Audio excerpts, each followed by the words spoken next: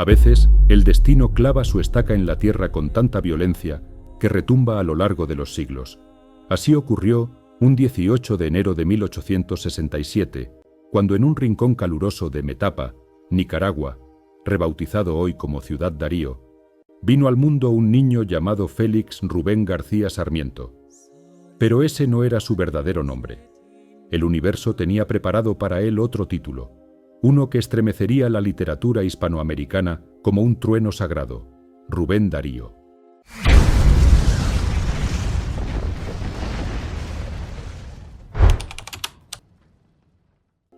Desde sus primeros respiros, su vida fue una pugna entre la luz del genio y las sombras del abandono. Su madre, Rosa Sarmiento, era una joven de carácter inestable. Su padre, Manuel García, un bebedor errante con ínfulas de músico frustrado. Apenas con unos meses de vida, el niño fue dejado al cuidado de sus tíos abuelos, Félix Ramírez y Bernarda Sarmiento. No volvería a conocer la calidez de una familia nuclear.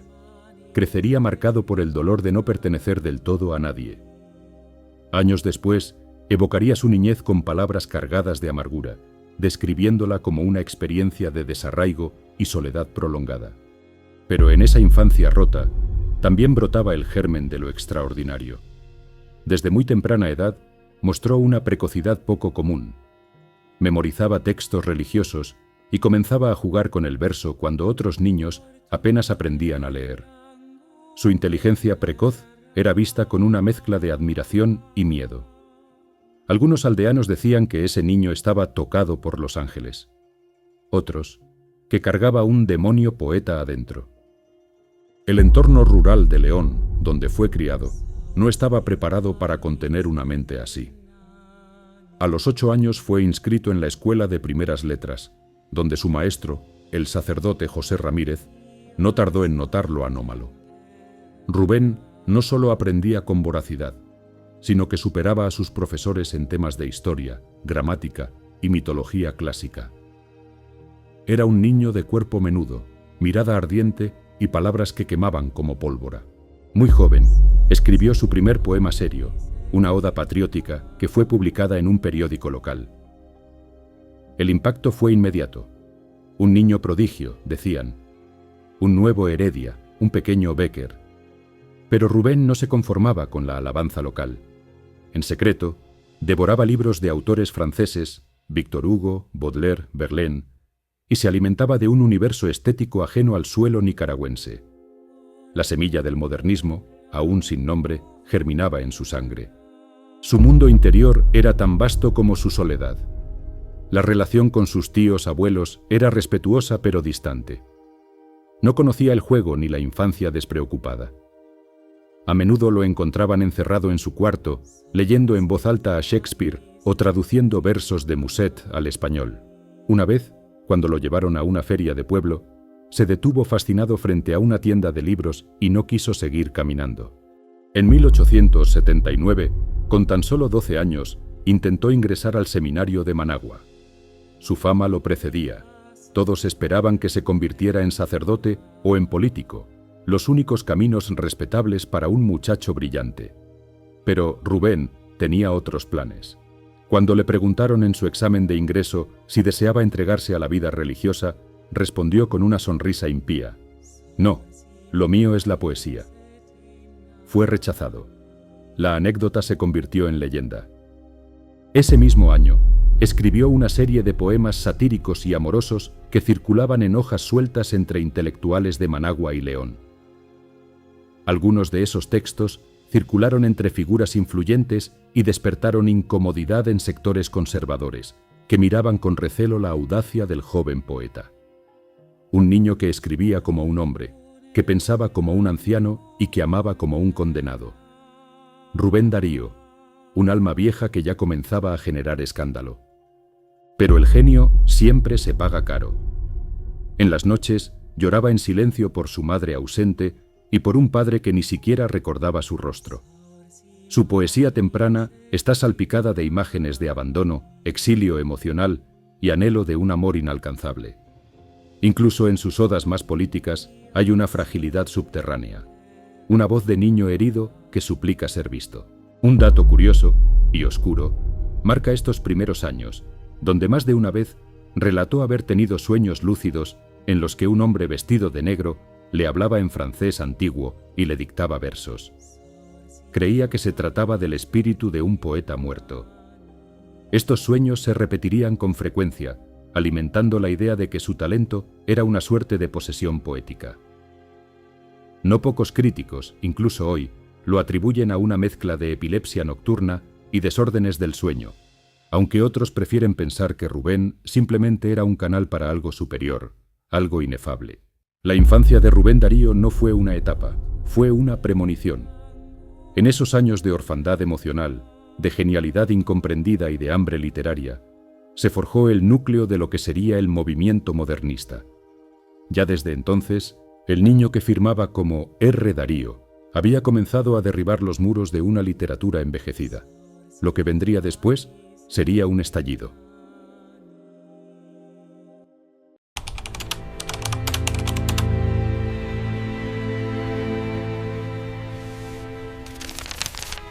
El adolescente Rubén Darío no caminaba. Flotaba sobre el polvo ardiente de Nicaragua como si su cuerpo fuera solo un huésped incómodo de este mundo. Tenía 15 años, una pluma como daga y una ambición que no conocía límites. Lo llamaban el poeta niño, y en cada rincón del país ya se murmuraban leyendas sobre él. Algunos decían que tenía pactos con musas paganas, otros que estaba condenado a la locura. Pero lo único cierto era que Rubén ya no pertenecía al tiempo ni al lugar que lo había visto nacer. Tras el rechazo en el seminario, su espíritu se tornó aún más indómito. Viajó a El Salvador en 1882 con la esperanza de encontrar un entorno más fértil para su arte. Allí fue recibido por nada menos que el presidente Rafael Zaldívar y, sobre todo, por Francisco Gavidia, el intelectual que se convertiría en uno de los pilares en su formación. Gavidia le abrió las puertas al Parnaso francés, pero no solo como lector. Le enseñó la música interior de la métrica gala, especialmente la versificación alejandrina que Darío más tarde adaptaría al castellano como si naciera de su sangre. Fue durante esa estancia en San Salvador cuando el joven Rubén escribió Una lágrima, poema breve pero cargado de una tristeza tan honda que parecía haber sido escrito por alguien que ya conocía todos los fracasos del mundo. Dormía poco, escribía hasta el amanecer y comenzaba a experimentar con un lenguaje que era simultáneamente antiguo y revolucionario. Por primera vez en la historia de la lengua española, un poeta estaba desafiando las normas rítmicas de siglos enteros con la insolencia de un muchacho que aún no había cumplido los 20. Pero su adolescencia no fue solo tinta y métrica. También hubo mujeres y amores tan intensos como fugaces. En San Salvador se enamoró de una joven aristócrata cuya familia lo rechazó por su condición humilde y su fama de libertino. El rechazo lo empujó al alcohol y a noches febriles de escritura autodestructiva. Rubén vivía como si cada día fuera el último, como si la muerte lo persiguiera con un reloj invisible. En 1883 regresó a Nicaragua, derrotado pero más maduro. Se refugió en León y comenzó a trabajar en lo que sería su primer gran libro, Epístolas y Poemas. Aunque aún era un texto primigenio, mostraba destellos del genio que transformaría la literatura hispana.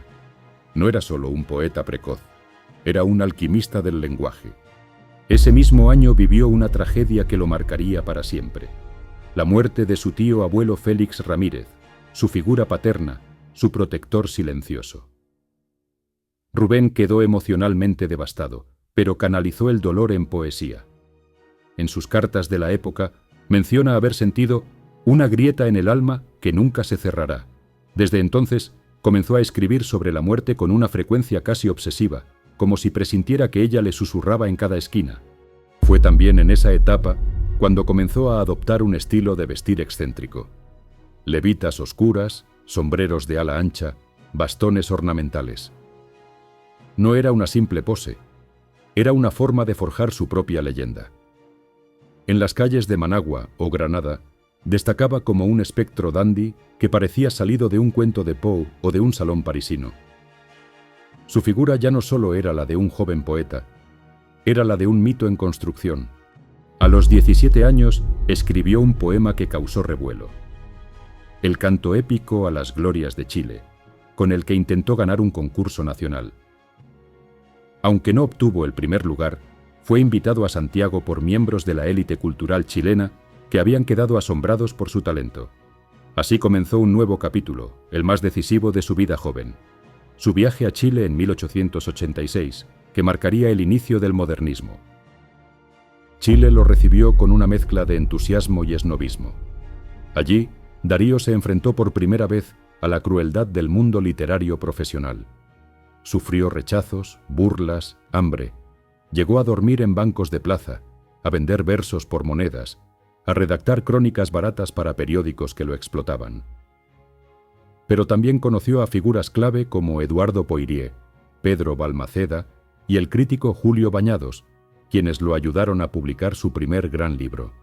Publicado en Valparaíso en 1888, Azul, fue una bomba estética. Su combinación de cuentos y poemas con un lenguaje nuevo, refinado, lleno de metáforas cromáticas y ritmos inusitados, rompió todos los moldes. Los lectores no sabían cómo interpretarlo. ¿Era un visionario o un lunático? ¿Un francés disfrazado de nicaragüense? ¿Un blasfemo o un salvador de la lengua? Pero no todo era gloria. Poco después de la publicación de Azul, Rubén fue acusado de haber mantenido relaciones con una joven menor de edad, una calumnia que lo persiguió por años, aunque jamás fue probada. El escándalo lo obligó a abandonar Chile y vagar de nuevo por Centroamérica, con la reputación manchada y el alma rota. Aún así, en sus cuadernos de ese tiempo escribió: «He probado el sabor de la ignominia y el oro de la inmortalidad en el mismo vaso». Sabía, con una certeza casi bíblica, que su destino no era el anonimato. El adolescente prodigio, el niño rechazado, el paria de los cafés chilenos, estaba a punto de convertirse en el emperador del verso. Si estás disfrutando de este video, te invito a suscribirte, dejar tu like y compartir tu opinión en los comentarios. Ese es un pequeño gesto que nos ayuda a seguir creando contenido valioso para ti. Gracias por hacerlo. Sigamos entonces con la narración.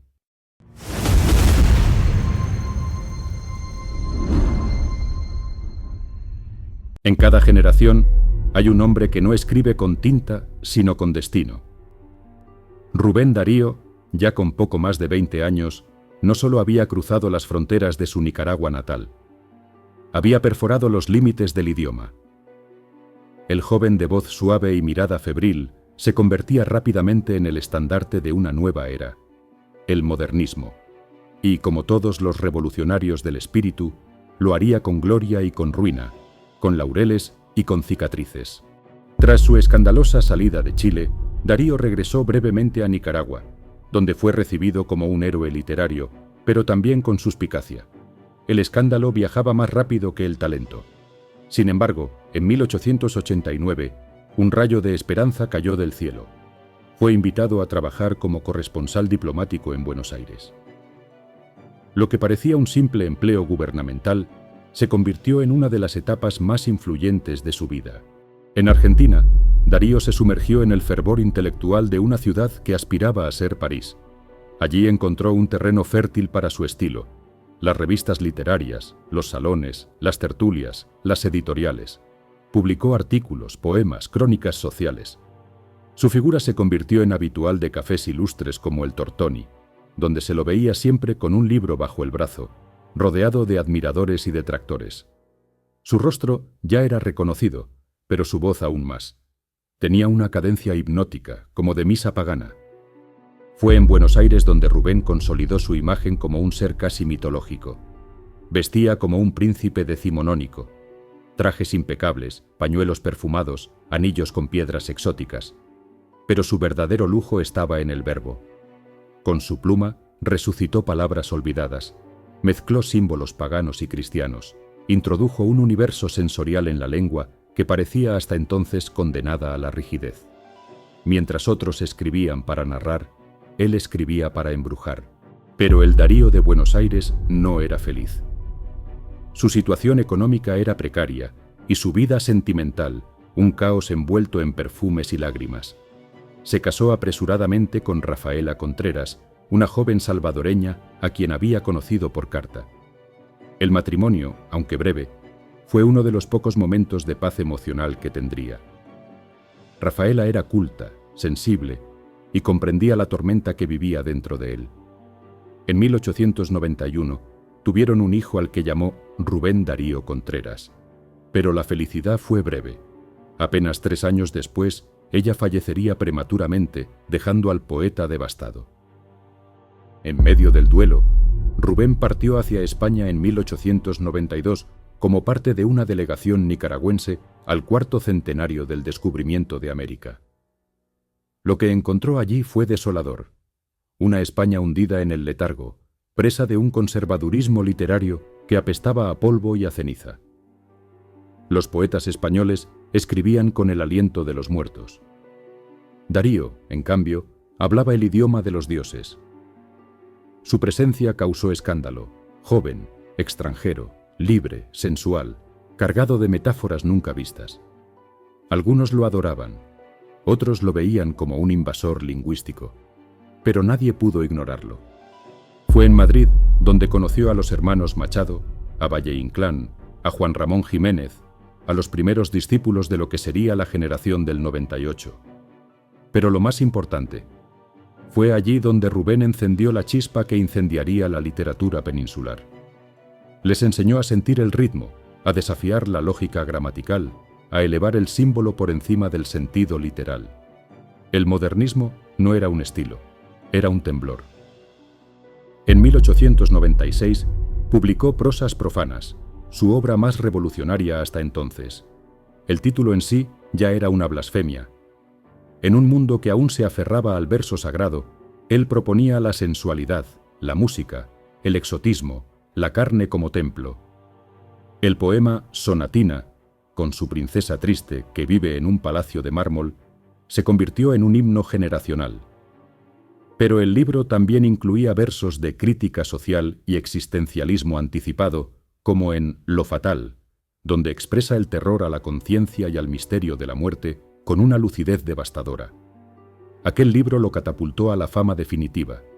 Ya no era solo un poeta, era el guía espiritual de toda una generación. Desde México hasta Buenos Aires, desde Lima hasta Madrid, los jóvenes poetas lo imitaban, le escribían cartas, le copiaban el estilo, lo proclamaban su maestro. Rubén, sin buscarlo, se convirtió en institución. Pero el hombre seguía herido. La muerte de su esposa lo había dejado con un vacío que llenaba con alcohol, prostitutas y noches sin descanso. En medio de esa fama, cometió un error que lo acompañaría por décadas. Se casó con Rosario Murillo, una mujer que lo había perseguido desde sus años en León. El matrimonio fue un desastre desde el inicio. Rosario era posesiva, celosa, y Rubén incapaz de fidelidad. No vivieron juntos más que breves periodos. El resto del tiempo él viajaba de ciudad en ciudad, buscando redención en cada poema, consuelo en cada amante. Su corazón estaba roto, pero su genio más vivo que nunca. En 1898, España sufrió la pérdida de sus últimas colonias tras la guerra con Estados Unidos. Rubén escribió uno de sus textos más célebres, a Roosevelt, donde denunciaba el imperialismo yanqui con una mezcla de ira profética y orgullo hispanoamericano. El poema recorrió todo el continente y fue leído en plazas, escuelas, universidades.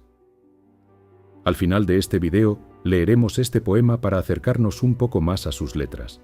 Así, Darío se convertía también en voz política. Ya no era solo un artista, era un símbolo. En cada ciudad donde llegaba, lo recibían con honores, pero dentro de él la niebla crecía, bebía cada vez más, sufría de crisis nerviosas y comenzaba a hablar solo. En los hoteles donde se hospedaba, los empleados afirmaban escucharlo recitar a medianoche, caminando descalzo y con los ojos en blanco, como si combatiera algún fantasma. Algunos decían que veía al ángel azul, una visión recurrente que lo inspiraba y aterraba por igual. Había conquistado el idioma, había doblegado a España, había inaugurado un movimiento entero. Pero la gloria nunca es gratuita. En su interior, el poeta ya empezaba a desgarrarse.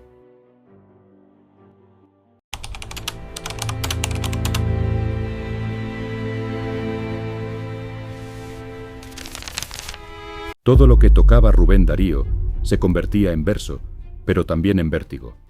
A comienzos del siglo XX, su nombre era sinónimo de revolución poética. En cada esquina de América Latina, un joven con hambre de eternidad abría sus libros y encontraba allí no solo palabras, sino una forma nueva de mirar el mundo. Sin embargo, cuanto más alto ascendía su prestigio, más profundo era el abismo que se abría bajo sus pies. El año 1900 marcó un punto de inflexión. Invitado como corresponsal al Congreso Internacional de París, Darío se instaló en la ciudad que siempre había habitado en su imaginación. París, con sus bulevares dorados y su aire de fin de siècle, parecía el escenario natural para su existencia lírica. Allí vivió rodeado de artistas, escritores, condes decadentes y cortesanas vestidas de terciopelo. Su estilo, una mezcla de dandy empedernido y visionario místico, encajaba a la perfección con la bohemia del barrio latino. Pero París también lo destruyó lentamente. El ritmo nocturno, la bebida, las deudas y una soledad que ni el aplauso del mundo podía curar comenzaron a hacer mella en su salud. Rubén se sentía simultáneamente adorado y perdido.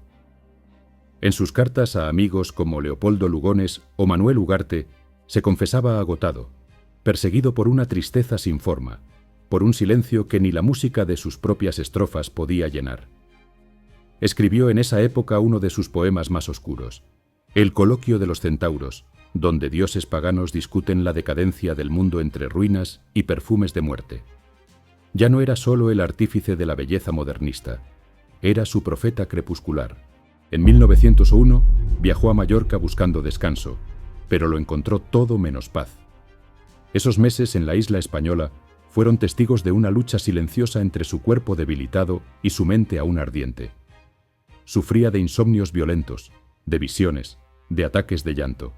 Los médicos le diagnosticaron neurosis alcohólica, pero no supieron cómo tratar la raíz más profunda de su desasosiego, el miedo a la inutilidad, al olvido, al Dios ausente. En una de sus confesiones más íntimas escribió: «Me siento el eco de una voz que ya no es mía».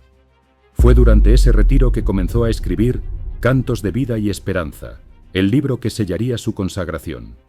Publicado en 1905, ya no era un canto al cisne o al color azul, era una meditación sobre el tiempo, la muerte, el sentido último de la existencia.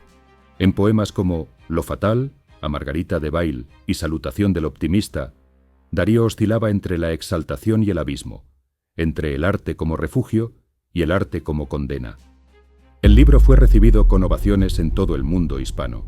Desde México hasta Buenos Aires, desde La Habana hasta Madrid, se lo proclamó como el Evangelio modernista.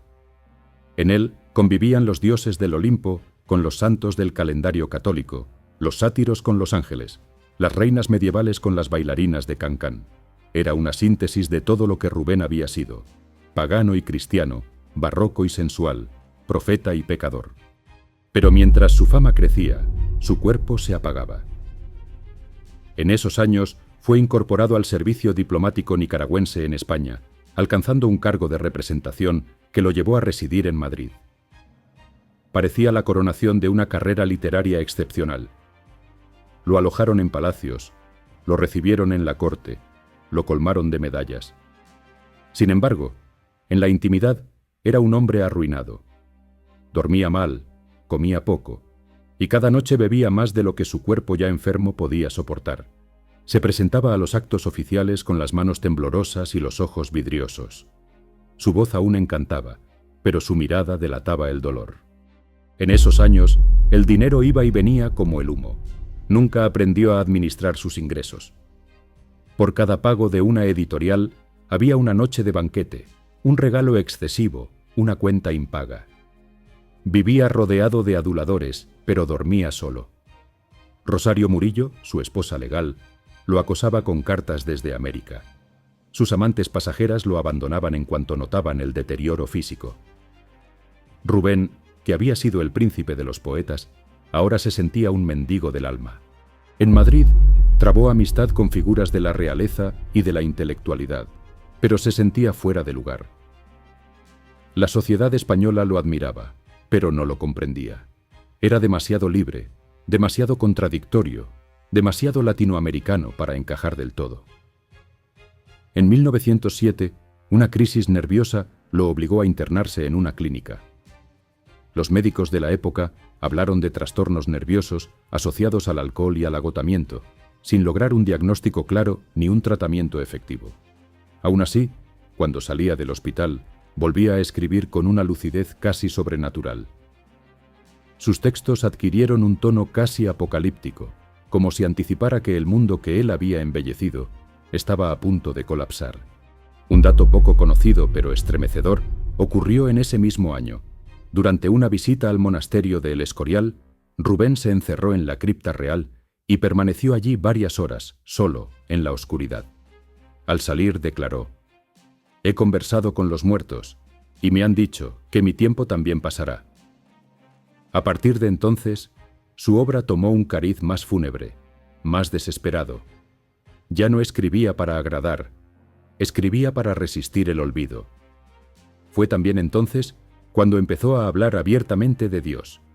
No del Dios eclesiástico, sino de un Dios mudo, un ente incomprensible que se ocultaba tras los símbolos, tras las palabras.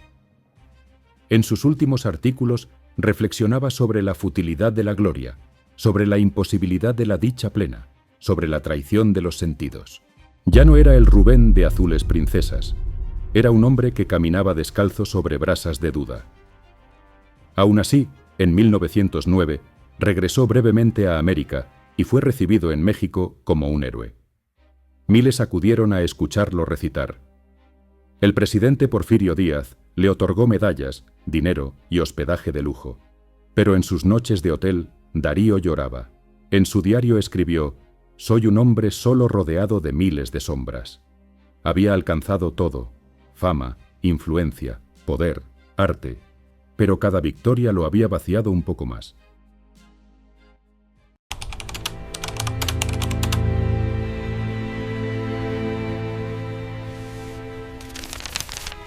Hay un momento en la vida de los grandes hombres en que la gloria deja de ser una conquista y se convierte en un peso.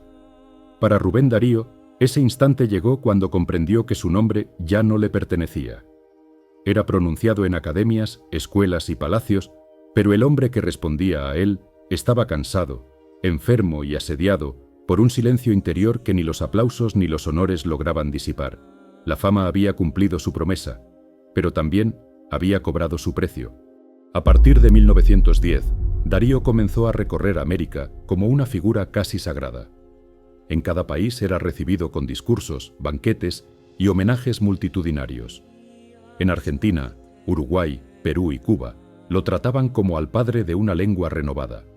Los jóvenes poetas lo miraban con devoción, como si tocar su mano pudiera transmitirles una chispa del genio. Pero Rubén, lejos de sentirse orgulloso, percibía en esas ceremonias una inquietante cercanía con el ocaso. Cada homenaje le sonaba a despedida anticipada. Su cuerpo ya no respondía como antes. El alcohol, que durante años había sido su refugio y su anestesia, comenzó a pasarle factura. Sufría de dolores abdominales intensos, temblores, sudores nocturnos y lapsos de desorientación. Los médicos hablaban de cirrosis hepática, pero nadie se atrevía a decírselo con claridad. Él lo intuía.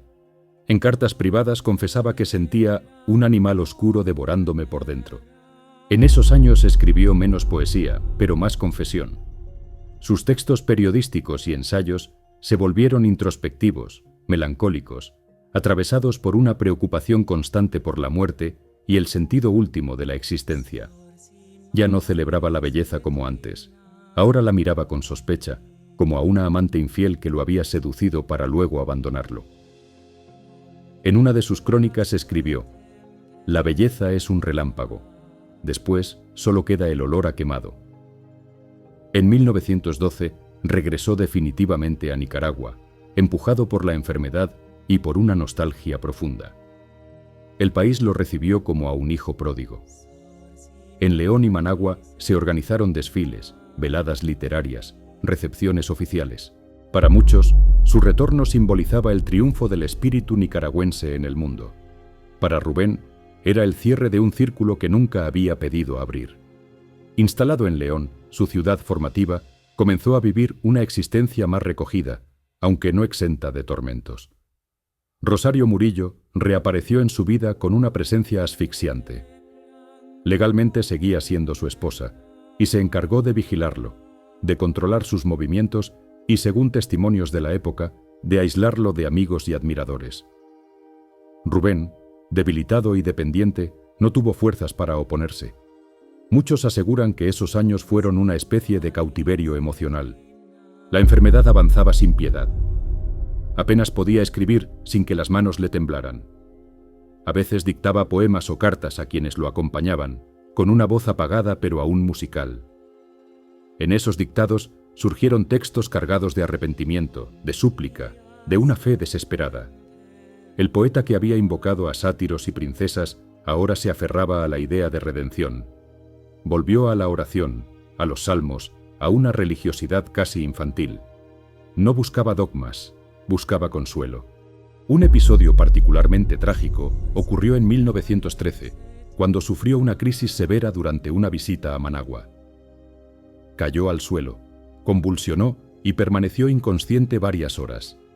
Al despertar, preguntó dónde estaba y si aún podía escribir. Quienes lo rodeaban guardaron silencio. Él comprendió la respuesta sin necesidad de palabras.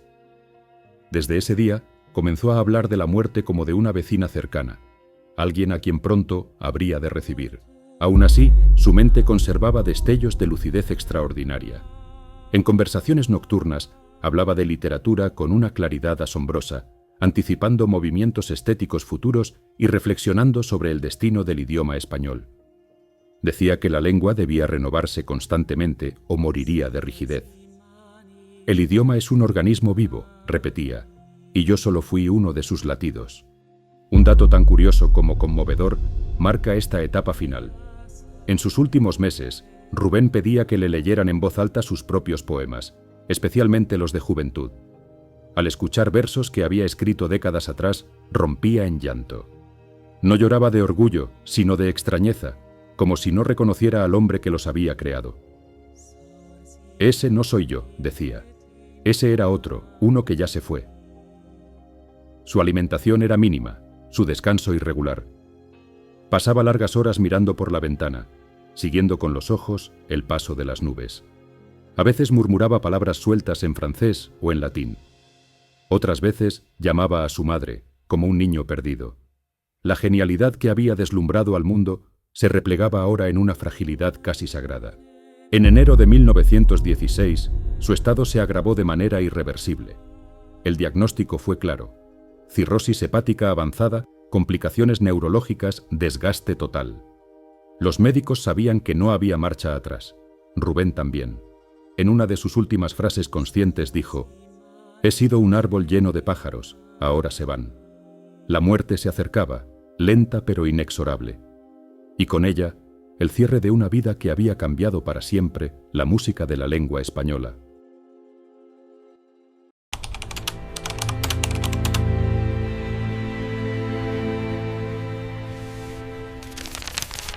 La agonía de Rubén Darío no fue un estallido, sino una lenta retirada del mundo, como la marea que se aleja dejando al descubierto restos de naufragios antiguos. En los primeros meses de 1916, su cuerpo ya no era un aliado sino una prisión. El poeta que había recorrido continentes ahora apenas podía cruzar una habitación sin ayuda. Sin embargo, su mente, aunque fatigada, conservaba una lucidez intermitente que resultaba casi cruel. Comprendía con exactitud que estaba muriendo y que su nombre, ese nombre que había levantado imperios de palabras, sobreviviría a su carne. Fue trasladado a León, la ciudad donde se había formado y donde, sin saberlo, se cerraría su historia. Allí, en una casa vigilada día y noche, se convirtió en objeto de peregrinación. Intelectuales, políticos, sacerdotes y curiosos acudían a verlo como quien visita a un santo moribundo. Algunos buscaban una bendición, otros una frase final que pudieran repetir al mundo. Rubén los recibía con una mezcla de cortesía y agotamiento. A veces sonreía, otras pedía que se fueran. Su energía se consumía rápido, como una vela demasiado delgada. El dolor físico era constante. La cirrosis había inflamado su abdomen, dificultándole la respiración. Sufría episodios de confusión, delirios breves en los que hablaba con personas ausentes o recitaba versos incompletos. En esos momentos, quienes lo cuidaban decían que su voz recuperaba una musicalidad antigua, como si la poesía regresara para escoltarlo en el tránsito final. No gritaba, no se quejaba. Se apagaba con una dignidad que parecía aprendida en los libros clásicos que tanto había amado. Rosario Murillo permanecía a su lado como una sombra tensa. Su relación, marcada por décadas de conflicto, celos y distancias, no encontró redención en el lecho de muerte. Ella vigilaba cada visita, cada palabra, cada gesto. Algunos amigos íntimos fueron apartados. Otros solo pudieron verlo brevemente. Esta vigilancia alimentó rumores y resentimientos que estallarían después de su fallecimiento. Rubén, debilitado, parecía indiferente a esas disputas terrenales. Su atención estaba puesta en otra cosa, en algo que nadie más podía ver. Durante esos días finales, pidió repetidas veces la presencia de un sacerdote. No era una conversión espectacular ni una renuncia a su pasado pagano, sino una necesidad profunda de reconciliación. Recibió los sacramentos con una serenidad conmovedora. Quienes estuvieron presentes aseguraron que, al recibir la extrema unción, murmuró una oración casi inaudible, agradeciendo por la palabra aun cuando haya dolido.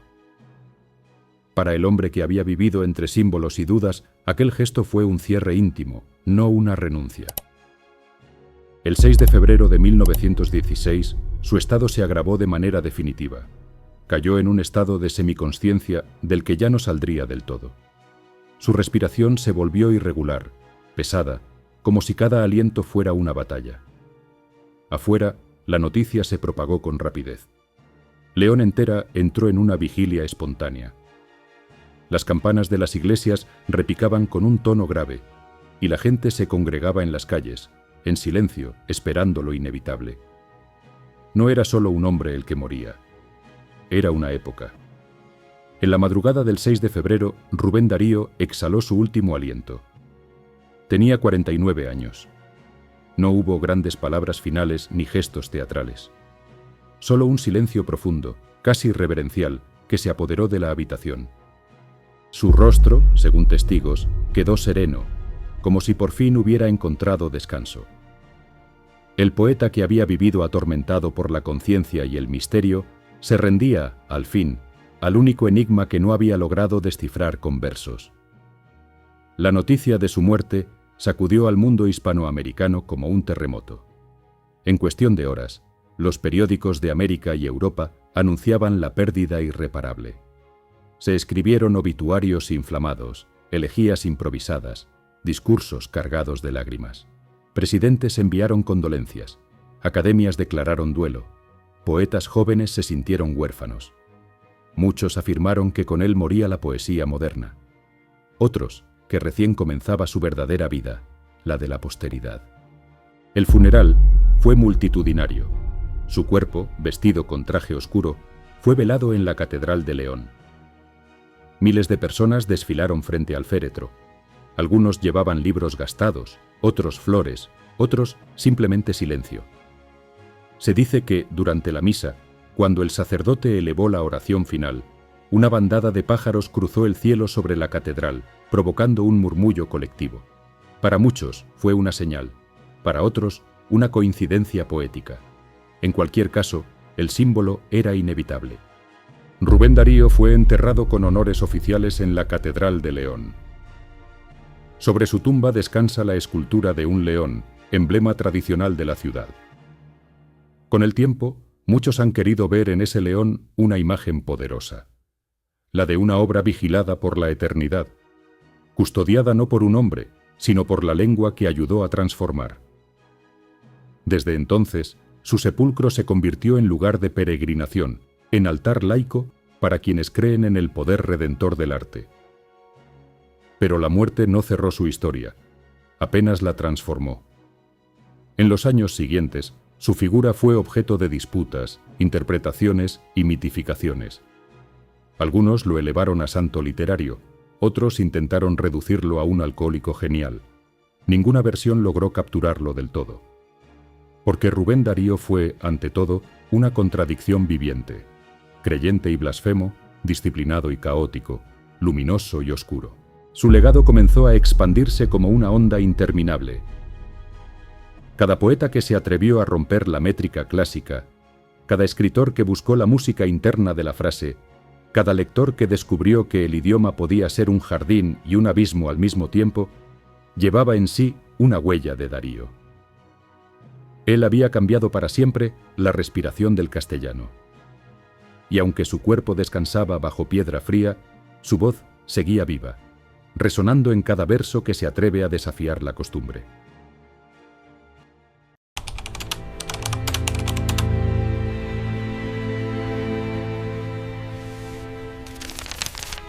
La muerte de Rubén Darío no cerró una etapa, la multiplicó en leyenda. Apenas se hubo apagado su aliento, comenzó la batalla por apropiarse de su nombre, su memoria, su obra. Como sucede con todos los grandes, su cadáver se volvió símbolo, y su historia personal, un campo de disputa. Nicaragua lloraba a su hijo más ilustre, pero el mundo hispano no tardó en convertirlo en reliquia. Lo que Darío había sido en vida, genio, nómada, rebelde, iluminado, empezaba a disolverse en las versiones que otros construirían sobre él. Los días posteriores a su entierro fueron caóticos. Rosario Murillo, su viuda legal, asumió el rol de guardiana de su memoria con una rigidez feroz. Controlaba quién podía acceder a sus manuscritos, a sus cartas, a sus objetos personales. Negaba permisos, destruía documentos comprometedores, seleccionaba qué textos debían ser publicados y cuáles permanecer en la sombra. Según algunos testigos, incluso alteró partes de sus diarios personales para presentarlo como un hombre más piadoso, menos atormentado, más conveniente para la posteridad. Pero la verdad nunca se deja enterrar tan fácilmente. Amigos íntimos del poeta, como el periodista José María Vargas Vila y el escritor Manuel Ugarte, comenzaron a publicar testimonios que contradecían la versión oficial. Hablaban de un Rubén desesperado, acosado por la culpa, por la pobreza, por las traiciones del amor. Las cartas privadas filtradas mostraban un Darío mucho más humano, mucho más trágico. Ya no era el cisne blanco del modernismo, era el náufrago de su propia sensibilidad. Simultáneamente, las editoriales comenzaron a disputarse los derechos de su obra. España, México, Argentina y Nicaragua reclamaban su herencia como propia. Algunos lo proclamaban poeta español, otros patriota americano, otros aún genio universal. Se tradujeron sus poemas a más de 20 idiomas en pocos años. En Francia lo leían como heredero de Baudelaire, en Italia como el último simbolista, en Estados Unidos como un exótico visionario tropical. Cada traducción era una reinvención. En las universidades, su figura se volvió materia de estudio. Los catedráticos diseccionaban sus metáforas como si fueran códices sagrados. Se analizaba la musicalidad de su verso, la influencia del parnasianismo, su manejo del alejandrino, su relación con la tradición clásica y la ruptura con el romanticismo. En cada congreso literario se citaba su nombre como punto de partida obligatorio para entender la poesía moderna en español. Pero pocos hablaban del Darío hombre, del que lloró en hostales sin nombre, del que firmó artículos por monedas, del que mendigó afecto entre telones de terciopelo y humo de absenta. En Nicaragua, mientras tanto, comenzaba la construcción del culto oficial. El gobierno promovió monumentos, billetes con su rostro, escuelas con su nombre. León se transformó en ciudad santuario. Se organizaban concursos de poesía en su honor, procesiones laicas que llevaban flores a su tumba como si se tratara de un mártir. Y aunque este reconocimiento parecía justo, también comenzó a edulcorar su imagen. Se eliminaban sus arrebatos sensuales, sus dudas religiosas, sus excesos bohemios. El poeta viviente se volvía estatua, y la estatua siempre miente, pero hubo quienes resistieron esa canonización. Poetas jóvenes como Pablo Neruda, César Vallejo y Alfonsina Storni vieron en Darío no un santo, sino un precursor temerario. Le agradecían haber abierto la puerta, haber desobedecido la forma, haber vuelto a la lengua un cuerpo flexible y musical. Neruda, en particular, lo veneraba con pasión casi religiosa, pero sin perder de vista su humanidad. Darío es el que nos enseñó que la poesía podía tener carne, perfume y pecado. Escribiría años después. Un hecho curioso agitó aún más el mito. En 1920, un periodista español afirmó haber encontrado un manuscrito inédito de Darío en un anticuario de París, un conjunto de poemas místicos donde hablaba de visiones proféticas, del fin del mundo, del regreso de Cristo en forma de símbolo. El documento causó revuelo. Algunos lo tomaron como una prueba de su conversión final, otros como un apócrifo astuto. Nunca se probó su autenticidad. Pero el simple hecho de que fuera posible que existiera, hablaba del carácter fantasmal que ya envolvía al poeta. Tras su muerte, comenzaron a circular retratos y memorias que no idealizaban su figura. Entre ellas, textos de contemporáneos como José María Vargas Vila evocaban con crudeza la vida bohemia de Darío, sus excesos, sus pasiones y sus noches desbordadas. La imagen del cisne se agrietaba, emergía el centauro. Mitad hombre, mitad furia, mitad eternidad. Mientras tanto, su obra seguía multiplicándose en reediciones. Cada década traía nuevas antologías, nuevas interpretaciones. Décadas después de su muerte, distintas generaciones volvieron a leerlo desde sus propias inquietudes. Algunos críticos vieron en su libertad imaginativa un antecedente de las vanguardias. Otros descubrieron en sus versos finales una angustia que parecía anticipar debates existenciales. Y en América Latina, su crítica al imperialismo fue reinterpretada como un gesto precursor. Cada época encontró en Darío lo que necesitaba leer. Y quizá ahí radica su grandeza. No agotarse nunca. Paradójicamente, la casa donde murió en León no fue protegida de inmediato como patrimonio cultural. Durante décadas permaneció sin una conservación sistemática, en un país atravesado por crisis y conflictos. Solo en la segunda mitad del siglo XX fue restaurada y convertida en museo. La posteridad no siempre actúa con prisa. Mientras su nombre crecía en los discursos, el lugar físico de su muerte esperaba reconocimiento.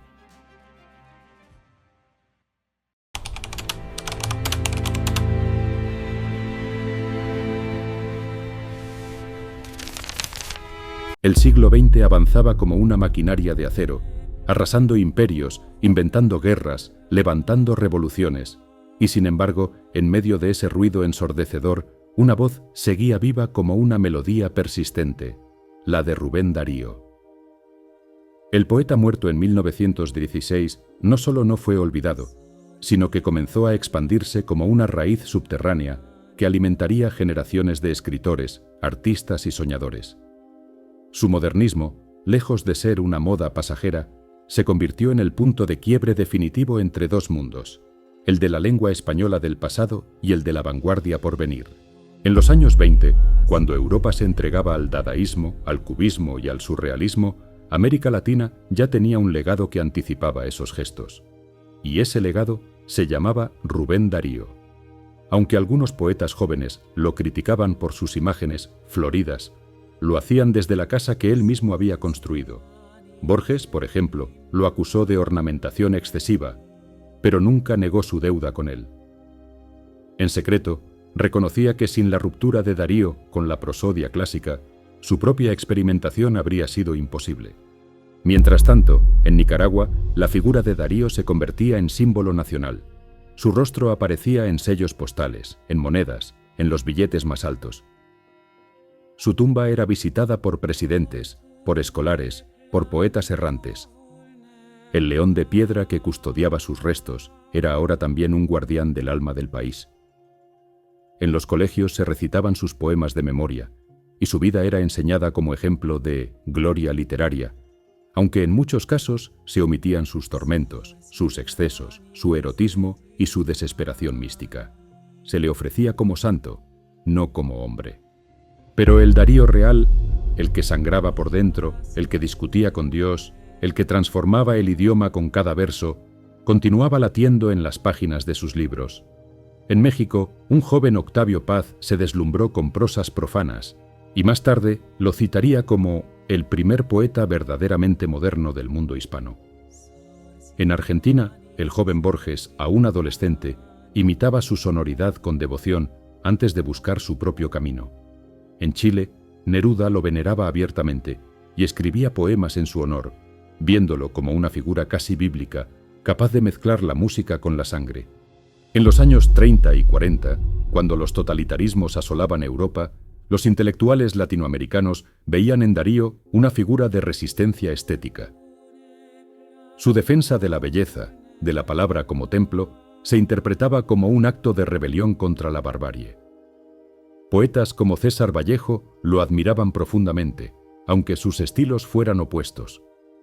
Lo entendían como un profeta que había predicho la fragmentación del mundo a través del lenguaje.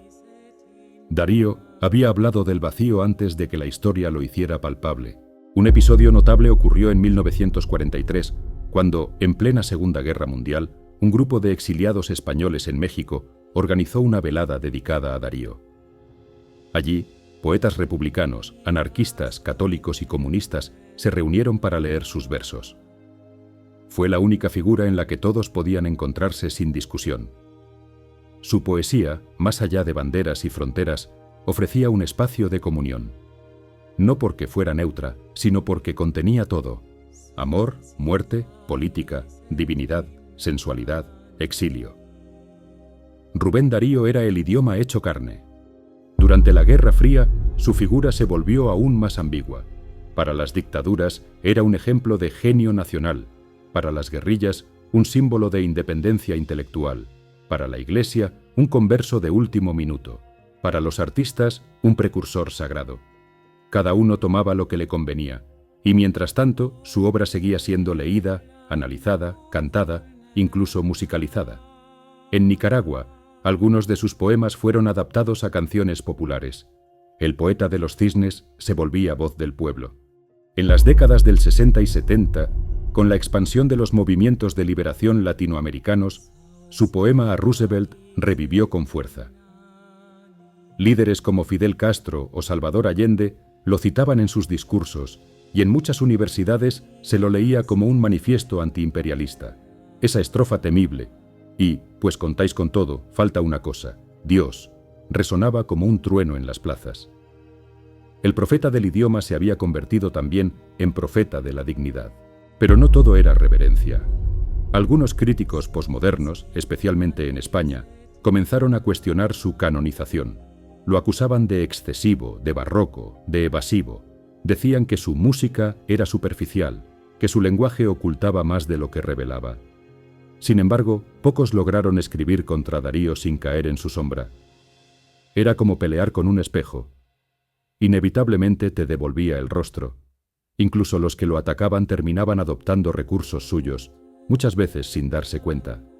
En el cine, en la pintura, en el teatro, su influencia también se hizo sentir. Obras inspiradas en sus poemas comenzaron a proliferar.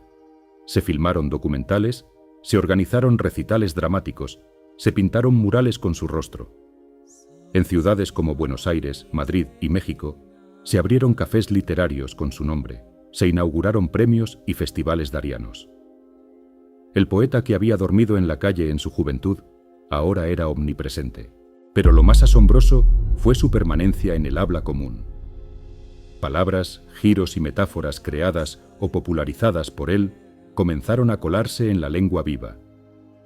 Expresiones como «la princesa está triste», «los raros», «la carne de espíritu» o «el arte por el arte» se repitieron sin que muchos supieran su origen. Era la victoria final de Rubén Darío, habitar el idioma desde adentro, como un fantasma que no asusta, sino que embellece. Y así, mientras el siglo XX ardía en ideologías, guerras y mutaciones, Rubén Darío seguía allí, intacto, como una constelación que ya no necesita ser vista para saber que existe. Si llegaste hasta este punto del video y aún no te has suscrito, este es el momento. Activa las notificaciones, déjanos un comentario, cuéntanos qué piensas de este personaje, cuál te gustaría ver en un próximo video, o simplemente salúdanos. Ese pequeño gesto hace una gran diferencia y nos ayuda a seguir creando contenido para ti. Gracias por eso. Continuemos entonces con la narración. El siglo XXI amaneció con pantallas táctiles, algoritmos invisibles y una aceleración que parecía incompatible con el mundo de los poetas. Y sin embargo, en ese paisaje digital, Rubén Darío no desapareció. Lejos de desvanecerse en las vitrinas del pasado, su voz encontró nuevas formas de resonar. La era del meme, de los hilos virales, de los recitales por streaming, volvió a colocar su nombre y sobre todo su música frente a nuevas generaciones que, sin haber pisado jamás una biblioteca, recitaban de memoria versos suyos descubiertos en TikTok, Instagram o canales de YouTube que lo proclamaban el primer influencer de la lengua. Lo sorprendente no era solo su permanencia, sino su capacidad de mutación. En los salones literarios seguía siendo estudiado con rigurosidad académica, pero en la calle su figura comenzaba a adquirir matices inesperados. Jóvenes raperos lo citaban como influencia rítmica.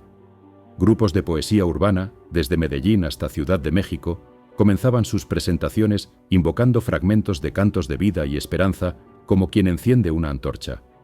Darío, sin haberlo previsto jamás, era ahora un código común en la estética de la rebeldía contemporánea.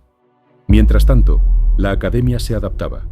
En universidades de Estados Unidos y Europa se comenzaron a impartir seminarios sobre Darío y la conciencia ecológica, Darío como protofeminista, Darío y la espiritualidad no dogmática. Cada vez más estudiosos encontraban en su obra conexiones con problemáticas contemporáneas. El conflicto entre identidad y globalización, la tensión entre forma y autenticidad, la lucha del artista frente al poder. Rubén Darío era inesperadamente un autor posmoderno antes de tiempo. En el siglo XXI, la obra de Rubén Darío ha sido digitalizada, estudiada y puesta a disposición de nuevas generaciones en plataformas académicas y bibliotecas virtuales. Lejos de quedar relegado, su lenguaje modernista ha encontrado lectores atentos en plena era digital. Lo que alguna vez fue acusado de exceso ornamental, hoy es leído como una afirmación deliberada de la potencia del idioma frente a la simplificación del discurso contemporáneo.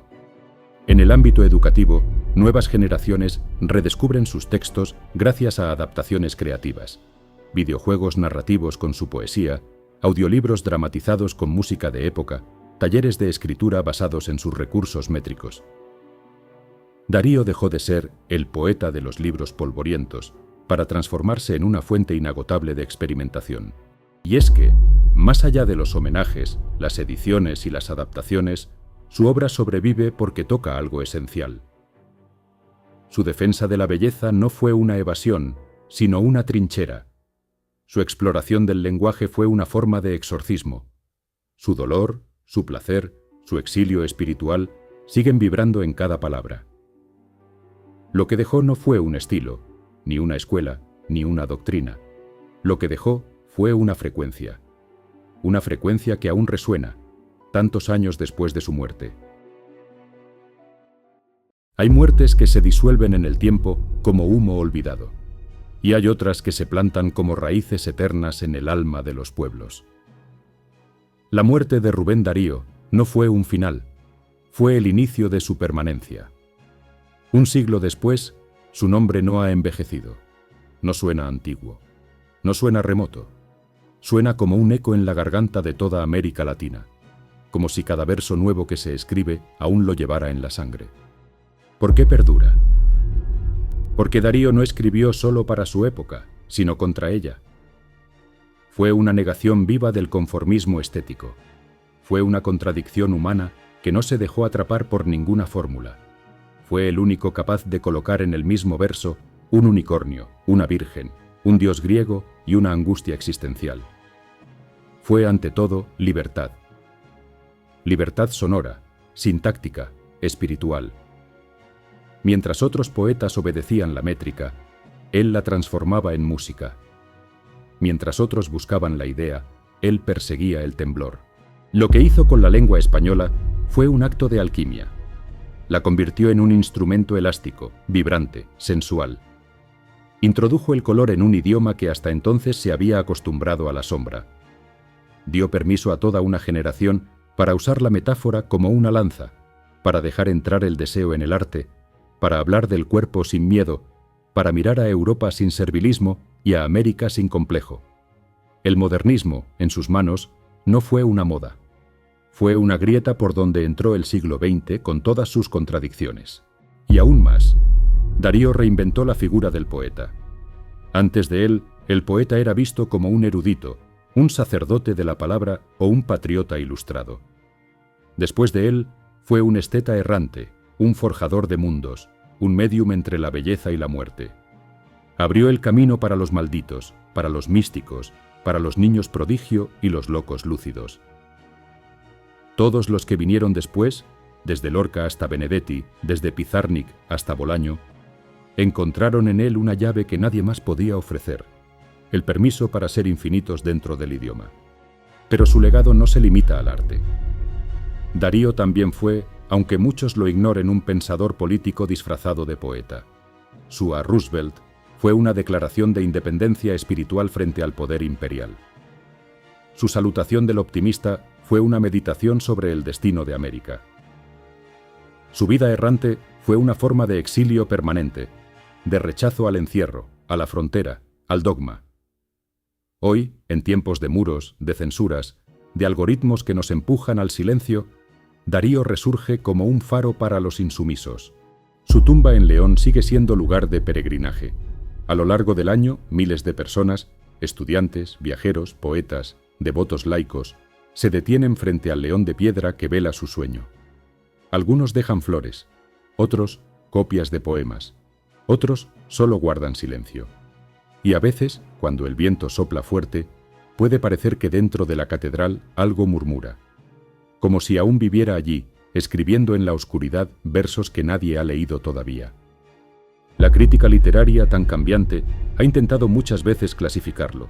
Unos lo llaman padre del modernismo, otros el último romántico. Algunos lo ven como el eslabón entre el siglo XIX y las vanguardias. Pero todas esas etiquetas son insuficientes. Darío no fue una bisagra entre épocas, fue un volcán. Y los volcanes no se clasifican, se temen, se admiran, se recuerdan. La paradoja más profunda de Rubén Darío es que fue un hombre roto que nos dejó una obra entera. Fue un cuerpo enfermo que nos dio salud lingüística. Fue un espíritu atormentado que parió belleza. En él, el dolor se convirtió en arte sin necesitar la redención. No ocultó su miedo a la muerte, ni su vacío ante el sentido de la existencia. Pero lo transfiguró. Le dio forma. Y al hacerlo, nos enseñó que incluso el sufrimiento más íntimo puede elevarse si se escribe con verdad.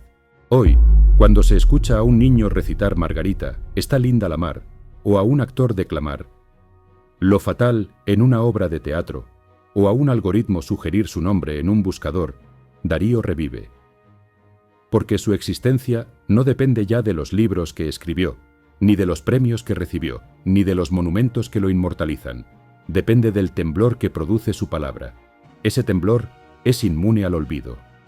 ¿Y acaso eso sea la eternidad para un poeta? Que su lengua siga caminando cuando su cuerpo ya no. Que sus versos se digan sin necesidad de saber quién los escribió. Que su sombra no sea un recuerdo, sino una fuente. Rubén Darío no está muerto.